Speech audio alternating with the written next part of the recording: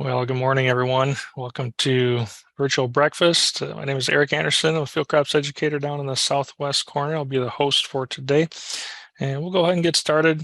We've got some preliminary logistics that we want to get through so we can give our speakers the full amount of time. So we'll go ahead and get started right now. For those of you who have been on, you know that the collection of demographic data from program participants, it's an important and mandated aspect of all Michigan State University Extension programming. It's voluntary, and the information that you provide will not be used in any way to identify you personally, but rather as an anonymous member that participated in this program. So what we're going to do is we're going to take a minute right now. If you could please go ahead and fill out the poll that just appeared on your screen. We'll give you about a minute to do that, and then we will continue. All right, Eric, I think we're all set. Great. Thank you, everyone, for filling that out. So we actually have another piece of feedback that we would like to get from you at the end of the season. And Phil, do you want to talk about that? Thank you, Eric. One of the things that we really rely on is the feedback and information from participants on programs that we've had. And your evaluation data does not go unheeded. We use this data for a lot of different things, but the biggest thing is we use it to improve what we do and how we do things. We also use this with our partners to provide them with information about the program. So this year, if you notice, we haven't had any evaluations so far. And so I've spared you the joy of doing that. But at the end of the season, I'm going to be sending out to all participants that were during the year, that were live during the year, an evaluation link. And I'm asking you to fill that out to really help us out. It's one of those things that we do rely on that information. And for your benefit, if you are willing to do that, I hope you are, we will have some gift certificates, gift cards that we will be presenting to those that participate. $150 and then another $25 gift cards for those that send it in. Not everybody gets those, but for the first or the top three, I should say, and it'll be just a random drawing to select who gets those gift cards. But be looking for this in your emails at the end of the season. It'll come from me, and just similar to what you receive on Wednesday and Thursday morning. So Eric, I'll leave it at that, and let's go forward. All right, great. Thanks, Phil. So one last bit of logistics. For those of you who, again, this may be your first time, just please make sure to mute yourself during the presentations. We'll be using the chat feature at the bottom of the screen. If you want to ask questions, definitely do that. And you can put those questions in anytime, and we'll come back and circle around and answer those. If you are going to request RUP credits, we need to cross-check that list against the participant list in Zoom. So if you could rename yourself with your first and last name by clicking on the participant list icon at the bottom. Find your name, hover, and click on it, and then you can rename your own name. All right, the first presenter today is going to be our soybean specialist, Mike Staton. Is going to be talking about reducing soybean harvest losses. So Mike, thanks for joining, and I'll let you take it away. Thank you, Eric. I really appreciate this opportunity. As Eric said, I am a soybean educator. I get to focus 100% of my time on soybean production issues. And the reason I can do that is because my position is jointly funded by MSU Extension and the Michigan Soybean Committee. So this is something that we've really focused on for probably the last 11 years or so, is how do we reduce soybean harvest losses? And this is one of the biggest things. You see more and more of these across the in the spring running across our fields. And this one happens to be operated just under perfect conditions. You can see the forescreen there where we've got some stones that have been punched in. This is a roller for those of you that are on the phone. Field rollers are just becoming more and more common. They're an excellent harvest aid. They punch the stones into the ground and allow us to just do a better job of harvesting, less fatigue, less equipment wear and tear. And the reason I think they help with losses is they allow us to travel a little bit faster and we don't get as much broken equipment. So really a good harvest aid. This is the reason we want to talk about this, even under good conditions, ideal conditions. We average 1 to 2 bushels per acre. Well, it doesn't sound like a lot, but when you look at today's market prices, it is a pretty big deal. Anywhere from 14 to 28 bucks an acre. And if you get, and that's under good conditions, you get into poor conditions like shattering, lodging, short plants, or maybe green stems, those losses can jump much higher than that. This is just a slide that was taken by a farmer down in Berrien County, Alex Rakowski, and Alex sent this to me, and this is from just last year's harvest, the 2021 harvest. And those of you that saw this, I've only seen this happen twice in my career, back in 2007 and then this year, where we saw volunteer soybeans and after harvest. And what I've got there in that orange square is basically my best guess at a 1 foot square. There's a rule of thumb that if you've lost 4 beans per square foot, you've lost a bushel per acre. And if you look at this square, there's no trouble finding at least 20 plants in there. And I don't know if they've all germinated yet or not, but there's at least 20 in there. So there's 5 bushels per acre lost. There's some debate about why this happened last year. I'm very much convinced it was shatter losses at the header, excuse me. This is another reason that can aggravate soybean harvest losses. This is from our MSU variety trial in Allegan a couple of years ago. The variety on the right is standing, just straight as an arrow. The variety on the left is a tangled mat. The only thing that's different here is the variety. The fertility is exactly the same. The seeding rates were exactly the same. Planting dates were the same. The only thing that's different is the variety. So you can just see what kind of a harvest challenge this area would present versus this area. This is another situation that we've seen. This is where the cutter bar is riding over short plants and not cutting these low-hanging pods. And again, if you assume 4 bushels per square foot, there's about 5 bushels per acre lost right there. So they do add up in a hurry. This is another one, and this may rear its head this year, actually in the thumb of Michigan. We don't know for sure. It's always hard to predict, but it's typically an environmental problem. What happens is when we have dry conditions during pod set and pod fill, then we get adequate growing conditions, rain and sunshine after that. The photosynthates have no place to go. There just isn't enough pods to absorb all that that starch and sugars. So what happens is it stays in the stem, and you just get way too much photosynthate in the stem, and they just stay green. So that is something we may see if you experience those kind of conditions. So some basic steps for reducing harvest losses. First of all is definitely pay attention to your operator's manual. And I would even go a step further. I would visit with your equipment sales reps. There are some excellent sales reps across the state that know their equipment inside and out. And I would pick their brains. Equipment selection is really important. Equipment maintenance is also really important, something we can be doing right now. Harvest timing is one I think that we have some more control over than what you think you do. And then operator skill and equipment adjustment. And then finally, measure your losses, find out what's happening. So let's start with the maintenance. Biggest thing is the cutter bar. Just make sure that you've really gone through the guards, the knife sections, make sure all the knives are sharp and tight. All the guard edges are not rounded and pretty sharp. If they're bent, either replace them or align them. and just adjust the hold down clips and the wear plates. Do that now so when you hit the field, things will go well. You won't notice this type of a problem under ideal conditions as much, but if you get into shattering conditions or green stems or maybe low planting rates where the stems are thick, you will really notice poor performance from your cutter bar. So it really does pay attention to that.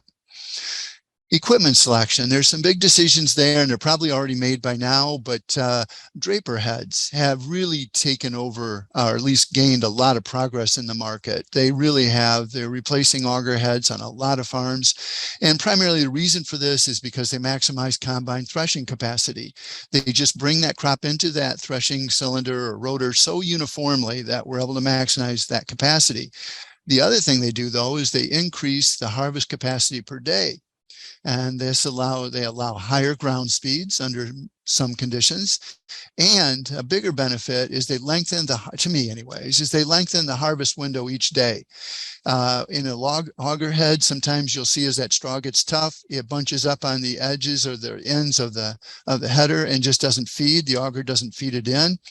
So you got to stop. You don't have any choice once the dew starts to set in. Well, you might be able to chug through that a little bit longer with a draper head and start earlier in the morning.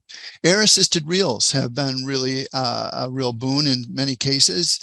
They particularly help when you have short plants and maybe even in shattering conditions. They might be helpful as well. This is a picture of one of our soybean harvest field days, and this is of course a combine equipped with a draper head and an air assisted reel. This happens to be the AWS reel. It's they call it an air bar. These are basically the more common, these air bars with this manifold that shoots the air down through here. So there's only 2 times when these might be a challenge that I can see is in lodged conditions. You may not want those out there. They may knock the beans over, the plants over. So you may want to tip that out of the way or take it off completely in badly lodged conditions. This is the one I think that's overlooked. And I think we have more control than we think we do. I really am a proponent of beginning our harvest earlier than you think. We often wait until every leaf is dropped and until we get into a field and the beans are 13%. The trouble with that is, yes, that field's going to be taken off ideally at 13%, but what about the rest of your acres? They're going to be, the potential for them being overly dry are pretty good. So I would start at 15 to 16%. Even if you're not drying on the farm. So harvesting below 12% will increase splits. We do get a lot of splits allowance at the elevators. Most elevators will give you up to 20%. So it's not a real big issue for our commercial beans, but it's still something good to avoid if we can help it.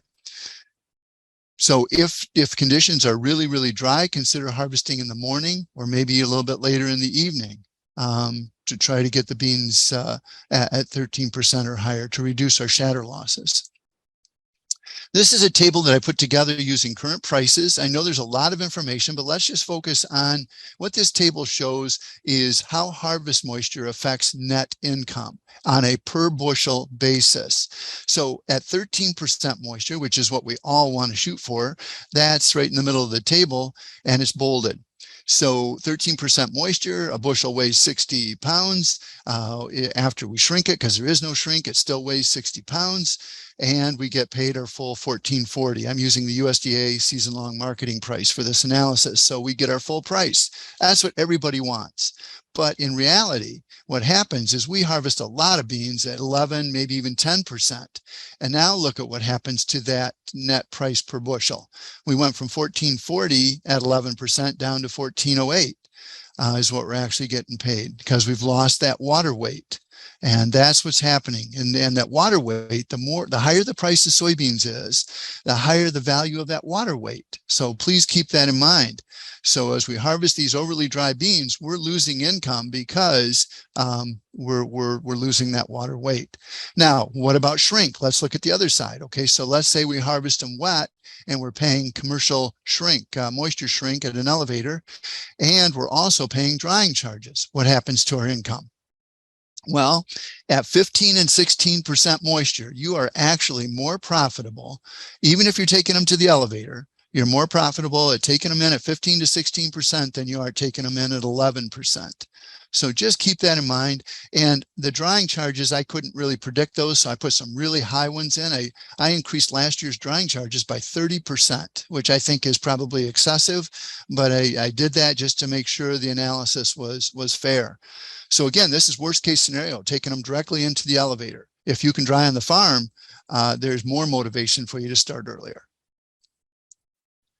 Ground speed. So equipment adjustment. Ground speed is probably your number one thing that you can control easily. And starting around 3 miles per hour makes a lot of sense. It's pretty general for a lot of conditions, pretty forgiving ground speed.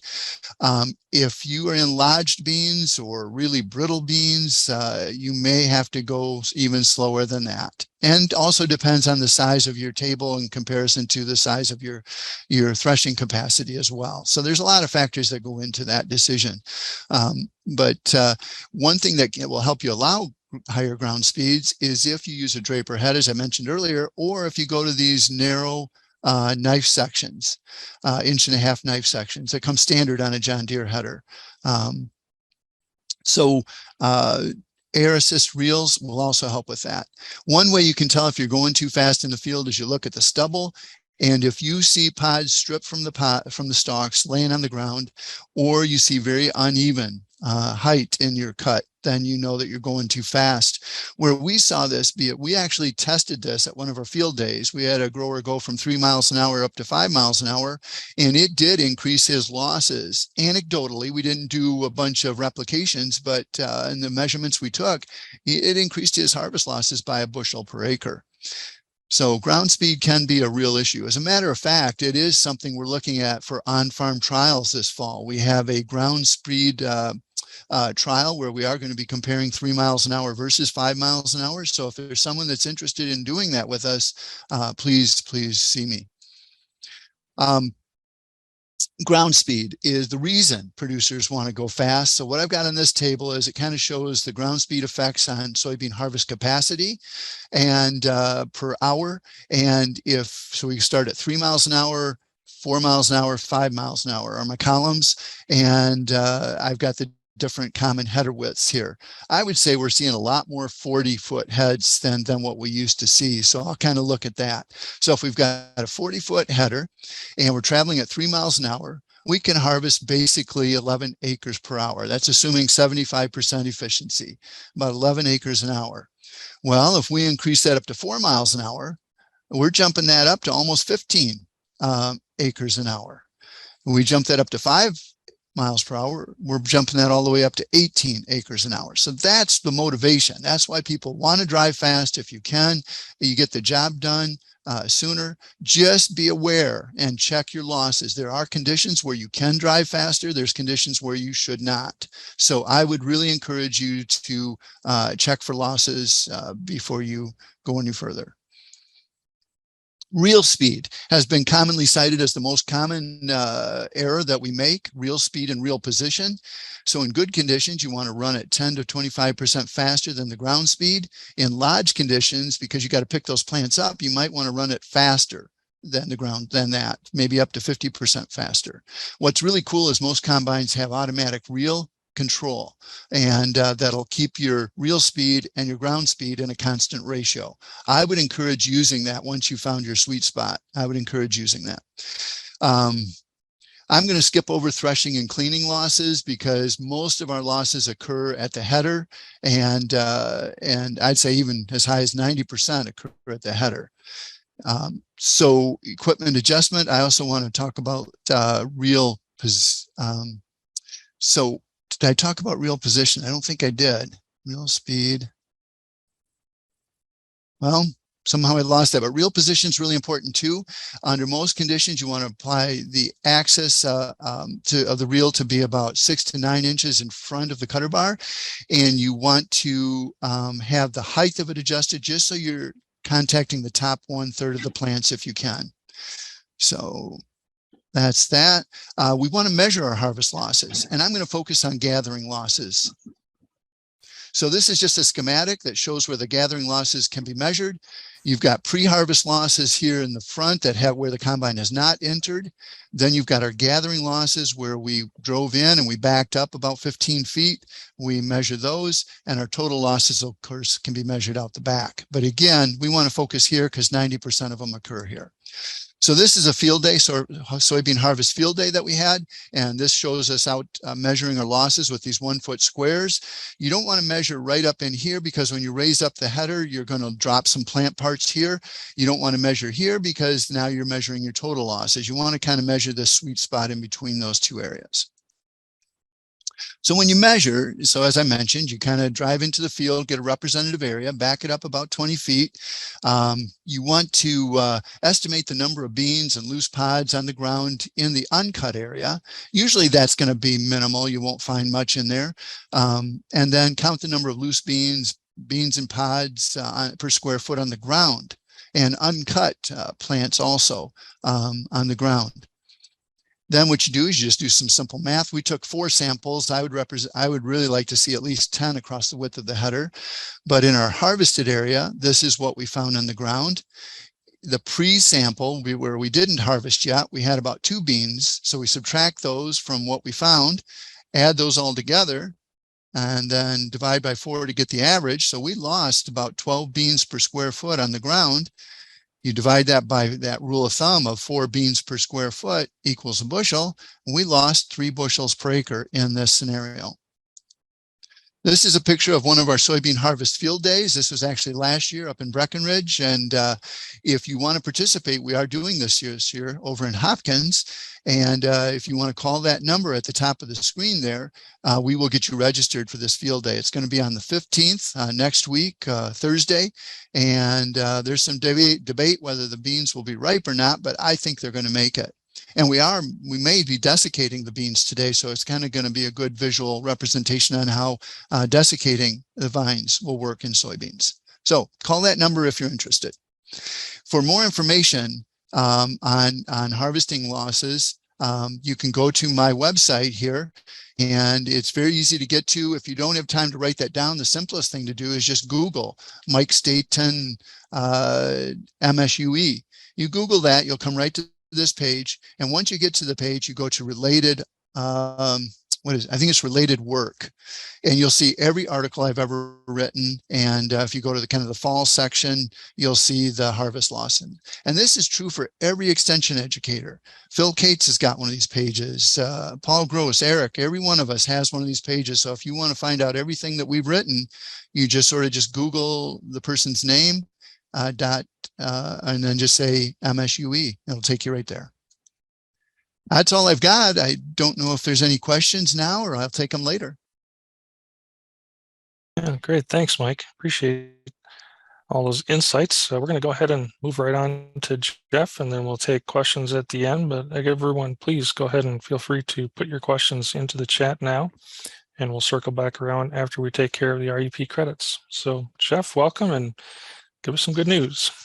Well, thanks, Eric, and Mike. Thanks for some great information here, and really want to talk a lot of follow up on some of these issues with harvest now. Harvest beginning for many crops across the state, and we'll talk about weather and where we're headed here. And there's, as usual, there's some good positive news, especially in the short term, and some not as positive news for the end of the weekend and next week. But we'll get to that here in just a second.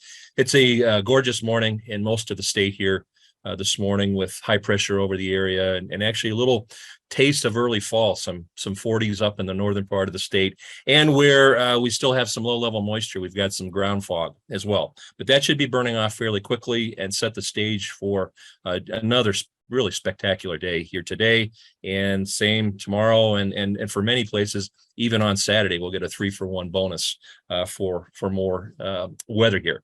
Well, I'm going to start here looking at the last week. And for most all of the state except for the far north, it was a warmer than normal week. On the left-hand side here, you can see our mean temperatures, generally 2 to 3 degrees Fahrenheit above normal. And For precipitation, it really depended on where you were. But much of the state, and we talked about this last week, we were expecting a fairly dry week. And for most of the state, that was definitely the case. A couple of exceptions here, an area through from West Central up through the Saginaw Valley area that picked up some rainfall over the weekend. And similarly, up in the far northern lower, we also had some more widespread thunderstorm activity up there again over last weekend. You can see those spots picked up half to 3/4, in some cases even more than that. But many spots, especially we'll look at the thumb, southeastern lower, basically little or no precipitation for the whole week. So depending on what you have going on, it was certainly in those areas a great week for forage harvest. It's also the type of weather that really speeds things up here. Phenologically, you've got some early dry down, above normal dry down rate. And so things moved ahead in many parts of the state. Our degree day totals, really the spatial pattern here, this is through the 6th, but and these are seasonal totals beginning May 1. So we're really focusing on spring planted crops here for corn, and that the pattern that we've had all growing season, that is surpluses across southern areas of the state and some deficits across the far north. We've been there all year, and we almost it's almost not a guarantee, never is in this line of work, but very, very, very high probability that's how we will end the growing season as well. The surpluses in the south, in some cases as much as 200 units, base 50. So we've got maybe an extra week. That is now showing up as we look at the crop phenology data and crop development data from NASS here in Michigan, and we're seeing that most of those crops are ahead of normal, both in terms of degree days, but also in terms of developmental stages. I noticed on the NASS was calling in Michigan now 8% of the corn crop has reached maturity. That was up from 4 the previous week. So things are moving quickly, and they're ahead of the longer term normal as well. Again, at least in the southern part of the state, and likely will continue. Well, on the weather map here this morning, you can see a lot of blue H's, lots of high pressure here. There is a warm frontal boundary up, moving northward up through northern parts of the state. There's almost, on the satellite, you can see there's not even clouds associated with that. That's something we don't see too often, but high pressure is dominating our weather today, and it will for the next 48 to even maybe 60 hours or so. Closest weather disturbance here, the next one way off to our north and west over southern Canada and into the northern Great Plains. If you're interested in weather and climate, there also is a hurricane down here off Baja, California. That's Hurricane K, and it's in an area that's not uncommon, but the path of this, which is going to be parallel to the Baja Peninsula up north, is actually going to get close to California. That is very, very unusual. There are a number of reasons for that to happen, but looking at the projections here, parts of Southern California actually, which have been, of course, experiencing record-breaking drought and problems with fires, all sorts of issues associated with the drought, probably will see some rainfall and actually some elevated winds with this. I looked the last time that a hurricane in that part of the world affected or impacted Southern California was 1997. So it doesn't happen, or not something that happens every year. But that's expected here over the next couple of days. So maybe, and it's also maybe a break in the extreme heat that has been experienced in that part of the country as well as that storm gets closer. But there'll be hopefully some rainfall for some places with that. At any rate, for back to the Midwest and back to the Great Lakes region here, where we had, I mentioned a very, very favorable forecast here for maturation and early dry down of crops. Here's tomorrow morning at 8 o'clock. High pressure still here. We're going to be looking at temperatures a couple degrees warmer than they have been over the last few days. So most areas 80 to 83 or 84 at tops. That'll be today and tomorrow for daytime temperatures. And then at night we'll be dropping fairly back into the 50s once again, a little bit warmer than it was here this morning and yesterday morning. But the next weather system off to our north and west, you can see here with the green showers moving into at least western portions of upper Michigan. That's where it's going to start. And I think the thing to note about this weather system is it's moving very slowly. It's parallel to some of the upper air flow here, and it's just not getting anywhere fast. So we'll begin with the next chance for rain beginning in western upper Michigan during the day on Friday, and then slowly spreading south and eastward to the lower peninsula by late Saturday. But right now it's looking, as I move here to Saturday, the best chances for rain in the northern part of the state will be overnight Friday and into early Saturday. But for the southern part of the state, especially central and southern lower Michigan, I think the best chances are actually going to be Sunday and Monday. And right now, the forecast guidance has become wetter. There's more water vapor available for the system than we saw in earlier projections here, the earlier guidance. So the trend has been towards more precipitation with the system as it comes through. And right now, and I'll show you another weather map here we don't look at very often, but I'm showing you some extended guidance for Monday morning. And the reason I bring this up is because, well, it's Mike's topic, the harvest season.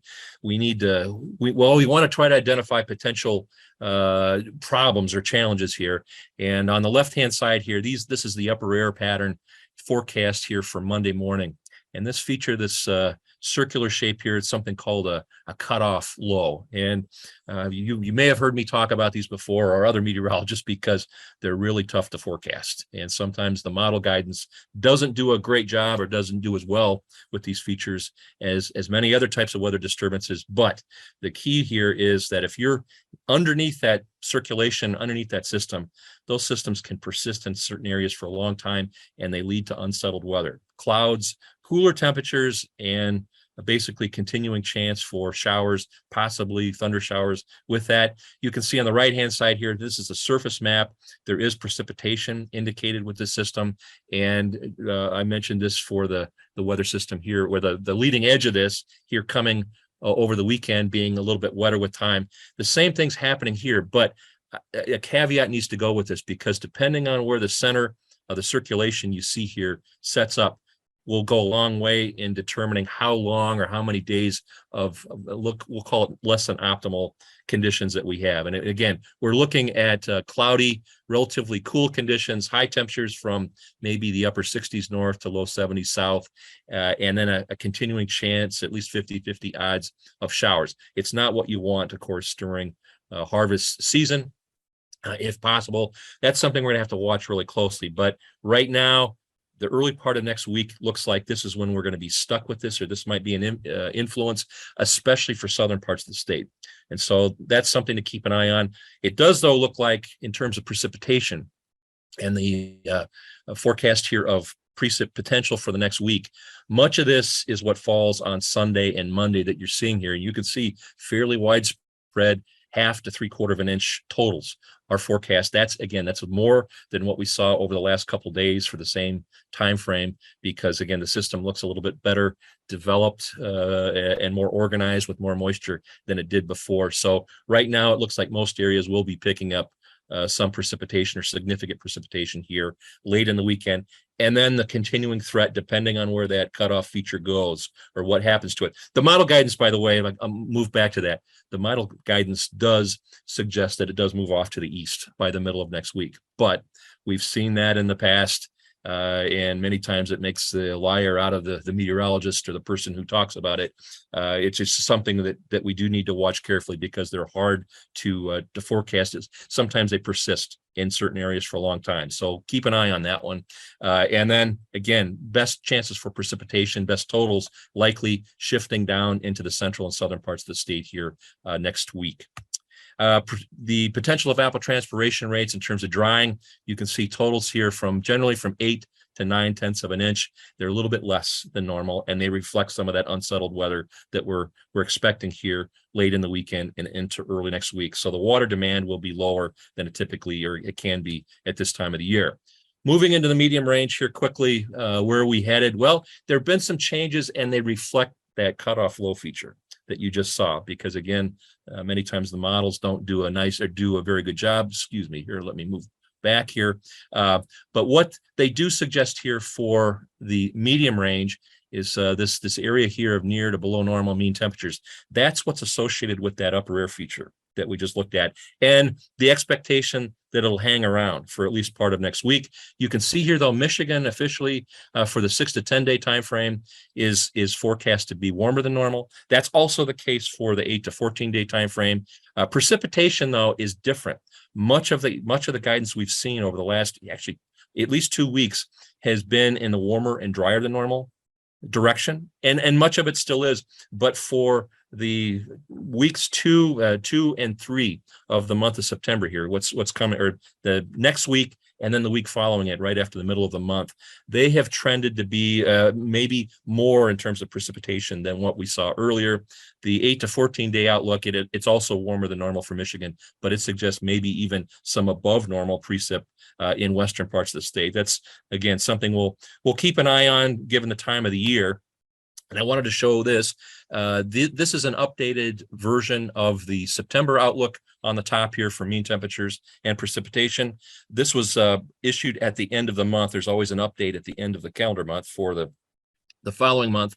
And it is, like, as we talked in earlier briefings, it is warmer and drier, the outlook, than what we had seen in the original issuance came out the third week of August. But you can see for Michigan, for much of this, it's all warmer than normal for the upper Midwest and for Michigan, but most of the state is also in this brown, drier than normal. So it did increase the odds of that. Now that's for the whole month of September. So again, if you look at this collectively, maybe we have a little bit more precipitation and you're coming up at the middle of September or the third week, but generally it's still expected to be drier than normal. And that's, again, for an outlook for a long lead and for where we are in the calendar and the crop cycle, I think this is for most folks, this is a pretty favorable outlook, although we may even need a little bit of moisture here for those planting cover crops or planting fall crops here coming up with wheat and et cetera. There will be need for at least a little bit of moisture to get things going at the top. But right now, warm and dry is still the general direction of most of this guidance. So wrapping up here, beautiful day today and tomorrow, and even in the southern parts of the state, even on Saturday, almost optimal conditions for this time of the year for the late season. We'll see then that chance for rainfall, showers, and thunderstorms spread slowly from northwest to southeast beginning on Friday in the far north, and then for most of the rest of the state overnight Saturday into Sunday and Monday. Possibly, especially southern parts of the state, we might see some lingering showers into the middle of next week. And that would be my personal guess right now. Temperature-wise, above normal for the next couple of days, cooling back down to below normal values here, or cooler than normal by the end of the weekend and into early next week. And once again, the medium range though does suggest that we will go back up to at least to warmer than normal weather by late next week and beyond that for some time, and depending on the time frame, probably to drier than normal conditions as well. So I'll wrap that up and jump to introduce next week's virtual breakfast speaker, and that's Dr. Erin Hill. And she's going to be with us to talk about herbicide resistance and the time of the year. Timing is everything. So that is next week, next Thursday, the 15th. And with that, I'll wrap up and hand it back over here to Mike and/or Phil. Thanks. All right, thanks, Phil. So we've got a few questions in the chat. I'll encourage everyone to go ahead and type your questions in. I just want to make a note, though, as we were talking beforehand this morning, Jeff has a really busy schedule coming up later this month, and so he may not be able to join us live for our last two sessions. So if anyone here on the call has any questions heading into maybe a longer lead forecast further into the fall, feel free to put those into the chat today and he can address those. Otherwise, if you have some questions that come up over the next couple weeks, feel free to send those questions in to anyone on our field crop team, and probably do that by, say noon or so on Wednesday, and then we'll forward those on to Jeff, and he is perhaps going to be able to do a recording for us maybe the day ahead of time, and so he may be able to address some of those. So just a heads up about that. So Mike, the first question coming in is for you. In conditions where the soybean don't get to 15 to 16% moisture, what moisture levels would you recommend producers start harvesting at? Wow, that is a good question. And it sort of depends on really what how your handling and drying capacity is, I think, is part of them, and your skill in setting the combine when you're harvesting. What's going to happen is you're going to be more difficult to thresh out of the pods at higher moisture contents, and you're going to have more pumpkins. So you don't want to be smashing beans, those big ones, with your rotor or your cylinder. So you have to pay attention to clearance. But I would say, technically you can start at 20% or below, but that's not optimum. Really 18, I think, is really realistic. 18 or below is more realistic, but at 18%, you are going to have some pumpkins, you're going to have some soft beans, and so you do have to be careful with the clearance on the threshing cylinder or rotor. The other thing you want to be careful of is check if you're delivering directly, you might want to make sure that you're not going to get rejected. I think 18% is kind of a level where you might get rejected in certain circumstances. So just check with your buyer ahead of time. Check with your drying and handling capacities on your farm. And but yeah, you should certainly be able to start at 18% and below. Thanks, Mike. So you had mentioned a few different considerations or scenarios where harvest might be challenging. Do you have anything specific, any recommendations or tips for SDS fields? SDS fields. Okay. SDS would have just matured. Basically, I think they'd be prone to shattering would be my guess, Eric. I don't have a lot of experience, so I would say they're going to be, those areas that are severely affected are going to be more prone to shattering because they would have maybe dried down a little bit prematurely. So be checking the moisture in there, making sure you're in there on time, and just maybe drive a little bit slower, run your reel speed, pay attention to reel speed. I don't know. I've been in some combines where the beans will hit the windshield, and I've been in some fields where I thought they might crack the windshield. So you don't want that scenario. That's a shattering situation. That's what I think happened last year in 2021, where we had all those volunteer soybeans. So I really think shatter losses are probably the most likely thing to occur in SDS. So reel speed and ground speed are probably your two biggest things to pay attention to. Okay. So the next question that came in was for Jeff, and Jeff typed something in, but we'll have him answer it live here too. How much rain can we expect with this cutoff low that you were mentioning? Right. It's a good question. And usually, I guess on the positive side, usually we don't see heavy rain. It's not, it is possible you can, but it's just not that common. It's typically more the frequency and just the threat of rain over a longer period. It's poor timing. And so many times with these kind of events, the showers will be relatively light, a quarter to half an inch or less, typically less than a quarter of an inch. But it sometimes, again, you do wish the timing were different. And as I mentioned, the really big challenge is it sometimes is over an extended period. So sometimes they can, because they sit in the same place for a long time, it can be over a few days and you just have a repeated threat of rainfall. And of course, this time of the year, that's not what we're looking for. Clay says rain forecast for the thumb wheat planting dates 9/15. So a week out, and I guess it depends on how much rain we get here over the weekend. With that, most of the moisture we see in the next week will be on, for most areas, will be on Sunday and Monday, and it could be, we could see 3/4 of an inch, maybe even a little bit better than that. So some of the question about planting will depend on that. But right now, it does look like we will be moving into a little bit drier weather by late next week.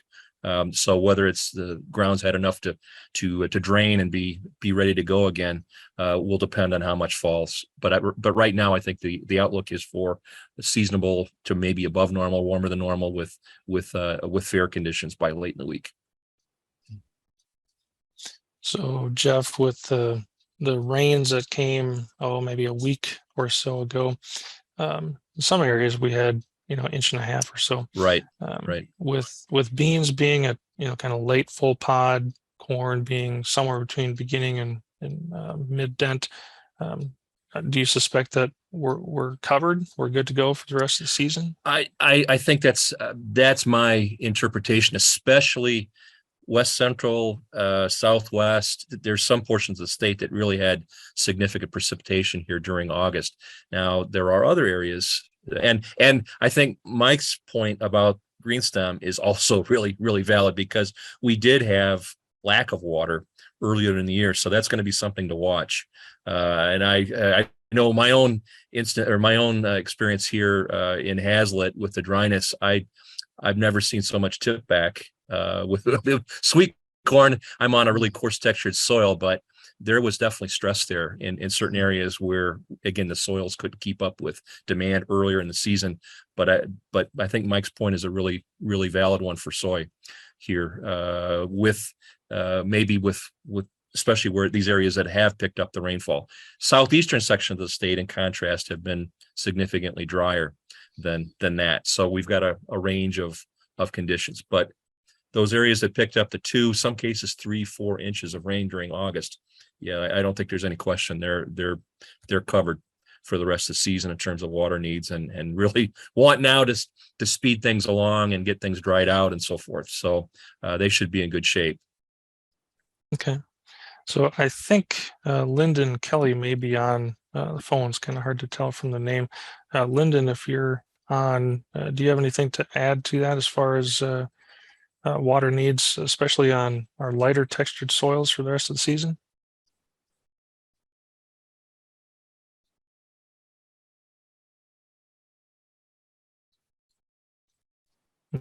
Does not look like he is unmuting, so he may not be able to join.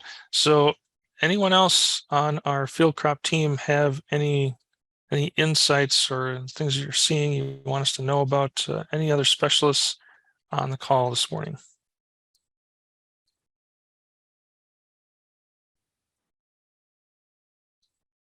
Just a question maybe for Mike. Is Marty still wanting some SDS samples? I think he would take them, Paul. Yes, I think he would take, and all he needs is just the roots. Okay. Yep, No soil. absolutely. That'd be great. Yeah, any SDS symptomatic plants, if you can just pull those and just let them dry out in a paper bag, then we can isolate from the roots and check for fungicide resistance of that SDS pathogen. That'd be awesome. Boy, am I glad you said to let them dry, because I've got some in my trunk for about 2 weeks now. So, and just by the way, too, we'll also take frog eye leaf spot samples too. So if you happen to see any of that, just grab a couple, a few leaves and let them dry as well. And yeah, we can culture the fungus back out once those samples are dry. That'd be very helpful for fungicide resistance monitoring. And so I'm assuming that's true for anyone on the call here. So if you do have either of those diseases in your field, you can either contact Marty directly or reach out to your local field crop agent, and we can either come out and collect them, or we can get you the information as to where to send those samples in. All right. Anyone else on the field crop team, educators, specialists, anything else you want to add? Eric, I'm just going to add something that's on probably a lot of growers' minds because of Phil Cates. Phil has made it possible for the listeners today and throughout the summer to accumulate an excess number of credits, more credits than what they're actually going to need for their pesticide certification.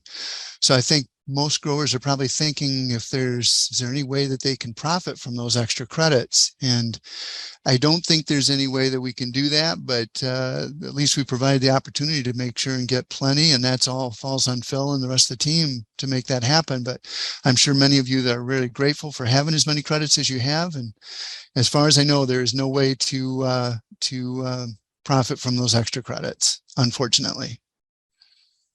Yep, they do not carry over. So once you've accumulated your 16 for private or for commercial, however many categories you have, once you hit that number for the current cycle, then yeah, you can't carry those over into your next certification cycle. I do have one I think it's a question. And Anthony, feel free to either unmute and clarify or type something else into the chat. But Mike, I think it's for you. It just says, when enough moisture suffice for soy?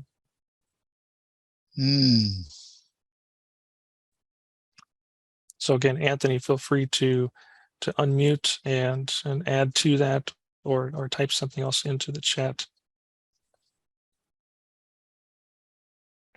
I'm going to start answering with what I think Anthony means is maybe when is it too dry to harvest, so let's take it from that standpoint. And we've seen some conditions where beans have gotten down to actually 9% or even 8% a couple of years ago when we had that heat spell.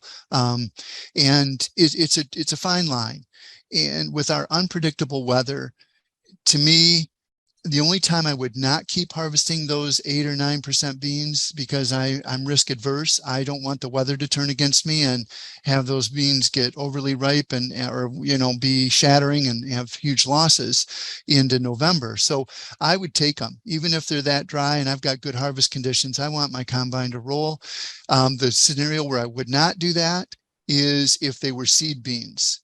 So if they're seed beans, or if your grain buyer is expressing concern, then I would not do it. But if you can avoid excessive splits or shatter losses, if you can avoid, you're not getting severe shatter losses, I would keep the combine running, even though you're losing money at 9-10% beans. I would still go after those. We got into some trouble in Illinois, I think it was last year, where they got overly dry. And the growers did try to do a weight game where they would pull the combines out of the field and wait, and it caused some problems. I think we saw that in Michigan as well that year that it happened. So it's not a good situation, but I think the only time I would not harvest beans, run the combine, is if my shatter losses are exceedingly high, or if they're seed beans, or if the elevator has some restrictions. If that's not what you were looking for, Anthony, please let me know. All right, thanks, Mike. I'm not seeing anything else in the chat, and we didn't get anything else from other specialists. So I want to thank everyone again for joining this morning. Thanks again for good presentations from Mike and Jeff. And with that, I think we'll close things out. Have a good week, everyone.